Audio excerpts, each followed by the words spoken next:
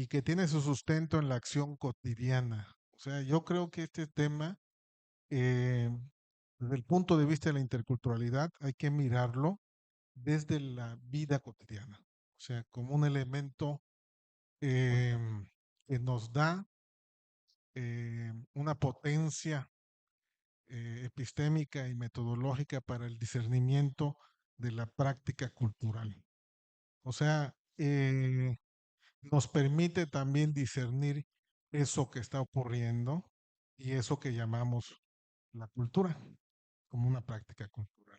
No como un concepto dado, sino como un proceso de discernimiento que se da eh, en el Tzigmal, o sea, de ida y vuelta, ¿no? Eh, Obviamente en la literatura antropológica hay toda una serie de conceptos como el tema de lo dialógico y demás, pero yo creo que este tema tiene que caminar por otro campo, reconociendo esa literatura, por supuesto. No es un tema de hacer un corte y decir, no voy a atender un, que entonces pues, no seríamos interculturales, ¿no? O sea, para decirlo de esa manera. Y pues yo creo que en esta charla, en este día, se han dado ejemplos. Yo voy a retomar algunos y tiene que ver, por ejemplo, con el tema de lo denominado como Tzigmal, ¿no? Lo comento porque eh, cómo reflexionamos que una aproximación, y de hecho ahora la autora Beilín Cata hace el comentario que va a ser uno de sus capítulos, y dije, esto es afortunado, pero cómo también nosotros desde el escenario y los campos de la educación en el contexto mexicano o mesoamericano, hay como una especie de urgencia de atraer y de generar textos, ¿no? O sea, obviamente, históricamente los pueblos originarios hemos sido orales, ¿no? O sea, es una tradición oral, pero eh, empiezan a transitar de manera periférica, es también decirlo de esa manera, que hay ya algunos elementos en la literatura, pero siguen estando de manera periférica, como toda esa discusión de lo que se considera como el Sigmal. Y me parece que desde el punto de vista intercultural hay como que hay que irlo centralizando, no dejarlo en la periferia, porque hay como una dominancia de la literatura académica, teórica, eh, que nos vuelve a empujar y que de repente estos elementos quedan fuera. Por ejemplo, me da gusto escuchar que en el Centro de Estudios Interculturales ya hay una puesta en la práctica que es perfectible en el camino, además, porque a partir de esa reflexión que pasa con los jóvenes universitarios, nos debe permitir también ese diálogo, ¿no? Pero también nos indica y que las instituciones educativas no están preparadas para eso. O sea, hay como un primer reconocimiento.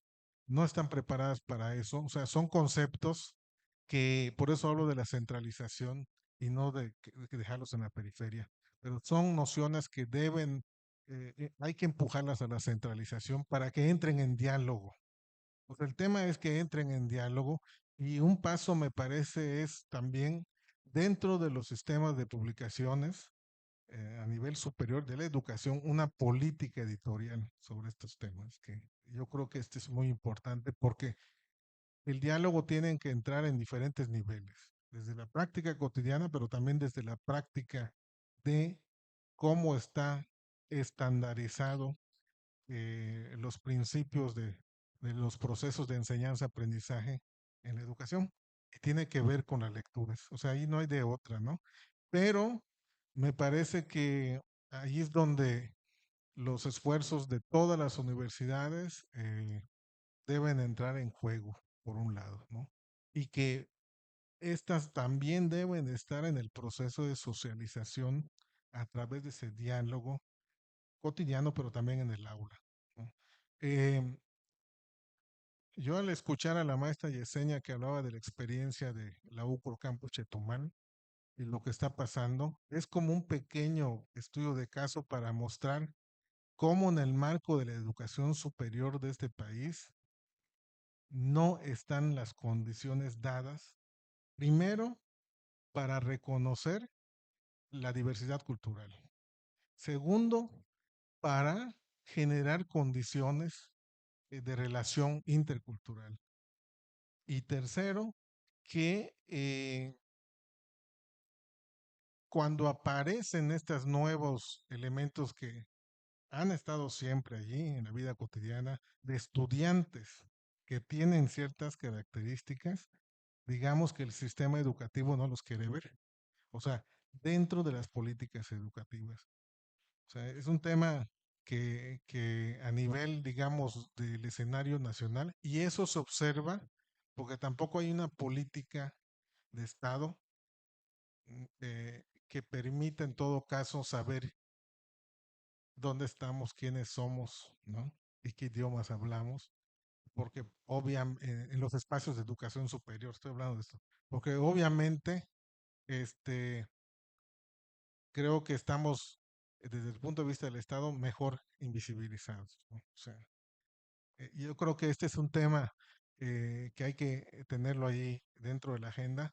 Y por el otro lado, también me da mucho gusto, ahora escuchando al doctor Fidencio, cómo empiezan a aparecer, y yo digo que hay que, yo creo que esa puede ser la hoja de ruta también, si estamos hablando que nociones como el SIGBAL, el IGNAL, por ejemplo, que es otro, él decía el queyen, darle queyen al maya, ¿no? ¿Qué implica todo eso, no? O sea, también sin el proceso formativo nosotros tenemos que acercarnos y rompernos la cabeza para entender a lo mejor el concepto de hábito. Voy a dar un ejemplo, ¿no? O lo superorgánico de Kroeber, que es una literatura vieja, pero luego vuelve a aparecer y lo damos en la clase y dices, ¿qué cosas estamos diciendo en el aula, ¿no? Que lo dice la currícula, que lo tenemos que decir, pero aquí ya aparecen cosas diferentes. Y voy a citar al doctor Fidencio de un libro que escribimos, que coordinamos hace muchos años, y él habla de un concepto con relación al idioma maya, y él dice la lengua dormida. Me acuerdo muy bien que habla de esta idea, que seguramente el doctor Fidencio ya lo sabe, pero le han robado ese concepto, que le han dicho, se han protagonizado con otros mayas diciendo que son de ellos, pero esto sale del doctor Fidencio, ¿no? Eh, pero allí hay una beta para discernir, ¿no? Por ejemplo, ¿qué implica esto de la lengua dormida? Porque eso es otro posicionamiento dentro de la lingüística, o para decirlo de otra manera, dentro de las ciencias sociales, ¿no? O sea,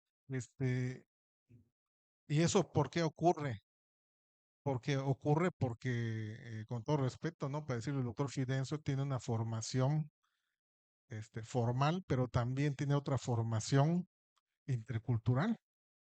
Y entonces tiene esa posibilidad de estar en los diferentes campos de la discusión que, y de los saberes cotidianos. Y entonces eso hace que ocurra esto, y no son atrevimientos, sino más bien son reflexiones con relación a repensar esta idea que se dice de que el idioma maya va a desaparecer. Y nosotros lo hemos visto en la escuela, como cuando llegan los estudiantes que te dicen, oye, ¿y hablas maya? Y te dicen, no, no hablan maya, ¿no? Y lo niegan que no hablan maya. Y ya cuando se establece un tzigbal o un diálogo, aparece el idioma maya. Entonces, ¿qué ocurrió allí? No fue una generación, no fue un proceso de generación espontánea. Resulta que... Entonces nos tenemos que preguntar, ¿y por qué entonces nosotros estamos negando hablar ese idioma? Y habría que rascar, hacer una revisión histórica para saber que también, pues eso es lo que ha hecho el Estado mexicano, ¿no? Como una estrategia para desterre- quitarnos territorio, quitarnos pensamiento y blanquearnos, ¿no? Para decirlo de otra manera. Entonces, a mí me parece que estos lenguajes deben de aparecer en el diálogo. O sea, y esto lo tenemos que irrumpir de manera insistente, persistente y centralizarlos, ¿no? Por ejemplo, eh, sigue ocurriendo que eventos tan importantes cuando se discuten temas de nuestros temas, ¿no? Para decirlo de esa manera, nuestros temas, este, hay que ponerlos desde un escenario protagónico también, porque si no, no va a ser un diálogo, como siempre aburrido, ¿no? Se convierte justamente, yo lo observo, por ejemplo, otro ejemplo, cuando los líderes mayas de Carrillo Puerto, el Consejo Supremo Maya, le pide al Estado que se discutan los temas de la comunidad, ¿no? Y se acuerda que anualmente se tienen que discutir los temas que están dentro del Consejo Supremo Maya y sus comunidades. Entonces, ¿qué es lo que sucede? Que cuando se realiza dicha actividad, la guardan en algún lugar en la periferia, ¿no? Y no es un asunto, un poco recordando el tema espacial, ¿no? Espacialmente, geográficamente, lo más guardado posible, ¿no? Ahí que se discuta lo que se quiera discutir y que no esté en la prensa, por ejemplo, y que no esté en los medios y que no, ¿no? Porque también hay una suerte de repensar del Estado para decir, este, no se quieren compromisos de política pública, porque allí se van a discutir temas del idioma.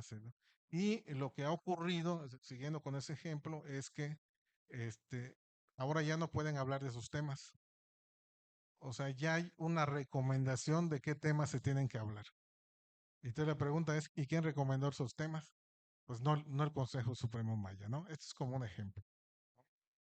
Y pues obviamente recuperar el SIGBAL y obviamente también reconocer el valor de la experiencia biográfica, ¿no?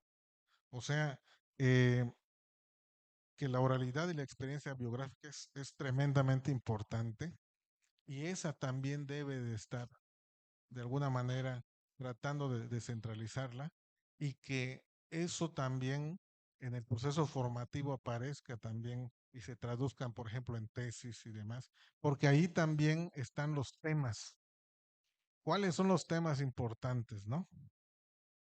Regresando al SIGBAL, por ejemplo, recientemente en unas reuniones con la NUYES, en la red de interculturalidad donde están toda la región sur-sureste de la NUYES, se acaba bueno, no se acaba, hace como 3 años que empezamos a trabajar con un código de ética para para los investigadores que van a intervenir en las comunidades de los pueblos originarios y afromestizos.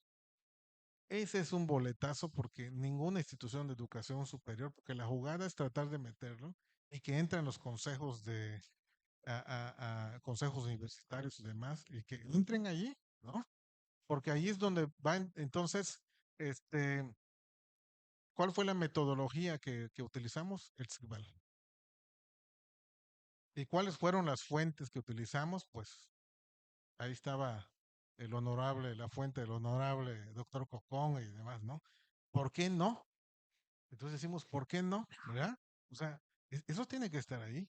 Ahora, el siguiente paso y el siguiente boleto que ahí yo creo que se va a atorar ahí con muchas universidades porque no lo van a aceptar, es si a través de la Asociación Nacional de Universidades e Instituciones de Educación Superior que nos rigen a nivel nacional, podemos meter un gol por allá para que puedan bajar hacia las instituciones de educación superior estos códigos. Porque lo que también hay que cuestionar que, cómo estamos haciendo la investigación, ¿no? Y ahí me parece muy interesante también esto que dice la autora Bailing, apostar a los procesos de co-creación, ¿no? También, ¿no? Bueno, yo creo que ya me pasé de tiempo. Me queda un minuto. Y bueno, quizás concluir nada más diciendo que esta idea de la interculturalidad, eh, los, los más interculturales en este país hemos sido los pueblos originarios.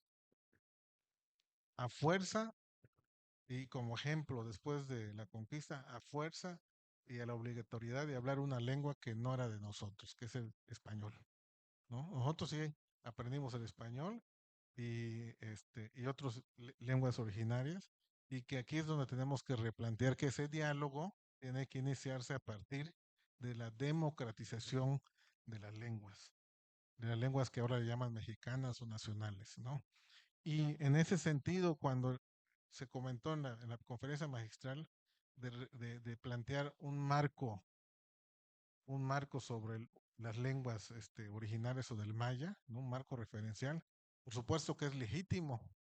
Y es ahí donde ese diálogo tiene que volver a ocurrir, pero también con los propios, las propias experiencias, si lo queremos traducir, las propias experiencias metodológicas desde acá.